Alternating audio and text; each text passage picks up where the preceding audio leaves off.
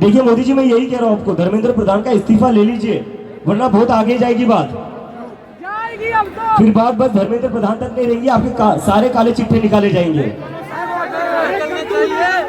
जिस तरह से आपने इस देश के जंगलों को बेचा है, देश के एयरपोर्ट्स को बेचा है और एक इंसान को दे दिया। इस देश की जनता गरीब से गरीब होते जा रही है और एक इंसान है, बस एक ही इंसान है जो अमीर होते जा रहा है, बाकी पूरी जनता गरीब होते जा रही है। मोदी जी का तो क्या है, वो फकीर आदमी, झोला उठाकर ले चलेंगे। लेकिन मुझे लगता है उनका वो झोला भी जो है ना, वो 10 लाख का होगा, जिस पर मोदी मोदी मोदी मोदी लिखा हुआ होगा।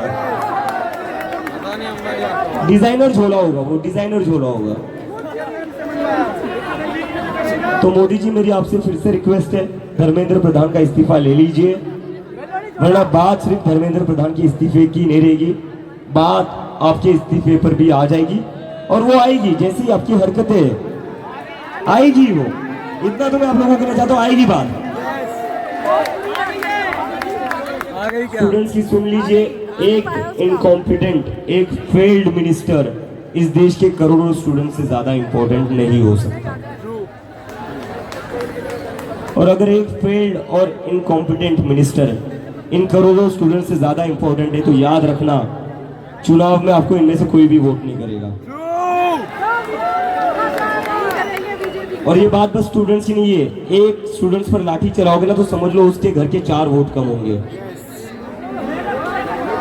मोदी जी को बाकी चीजें समझने आती है, उनको बस वोट की भाषा समझने में आती है, बस वोट्स की भाषा समझ में आती है। तो मैं सिंप्लीफाई करके बता देता हूँ, अगर एक स्टूडेंट पर लाठी चलेगी तो उसके घर पर ना उसके माँ बाप आपको वोट देंगे, ना उसके भाई बहन उसको वोट देंगे। तो एक स्टूडेंट पर लाठी चलेगी तो 4 वोट कम होंगे। और वैसे भी आपको वोट मिलकर कितने वोटों से आप प्रधानमंत्री बनते हो? 35-40% वोट परसेंट से, वोट शेयर से आप प्रधानमंत्री बने हो। 60% देश की जनता तो वैसे भी आपके खिलाफ है। उस 40% में से भी अगर 20% कम हो गए तो रेलवे स्टेशन पर चाय की टपरी खोलनी पड़ेगी। तो ठीक है दोस्तों, कोई बैठकर थका तो नहीं है? देखिए कितने लोग आज आप पहली बार आए? अरे बाप रे। और कितने लोगों का ये जिंदगी में पहला प्रोटेस्ट है?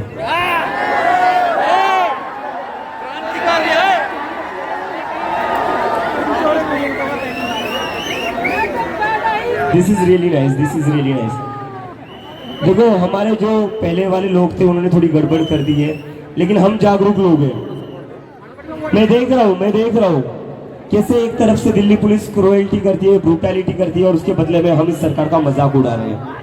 यही करना है हमें अपनी तरफ से हाथ नहीं उठाना है। हम पीसफुल लोग हैं, है या नहीं है? हम महात्मा गांधी के रास्ते पर चलने वाले लोग हैं, है या नहीं है? हम हिंसक लोग नहीं, हम गुंडे नहीं है। गुंडे कौन है? गुंडे बीजेपी वाले।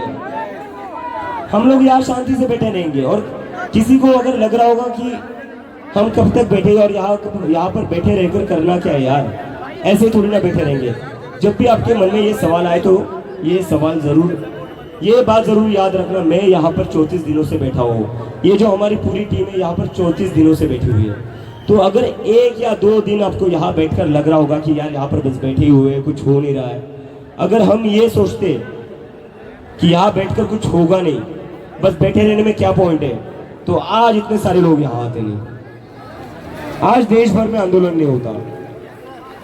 पीस और नॉन वायलेंस में बड़ी ताकत है। देर लगता है, पीस और नॉन वायलेंस से देर लगती है। शॉर्टकट नहीं है वो, शॉर्टकट नहीं, इट्स हार्ड वर्क। तो पेशेंस और रिजिलियंस बहुत ज्यादा जरूरी है। लेकिन मैं अगर कहता हूँ आपको, मैं ये गारंटी से कहता हूँ, अगर हम ऐसे ही पीसफुली और नॉन वायलेंस के थ्रू यहाँ बैठे रहना, जीत हमारी होगी और धर्मेंद्र प्रधान का इस्तीफा लेकर ही आ जाए यहाँ से। ठीक है दोस्तों, तो भारत माता की इनकलाब, वंदे, जय जय जय जय जय Bhim. Thank you very much. अभी मैं थोड़ा बैठ जाता हूँ, बहुत थका हुआ हूँ।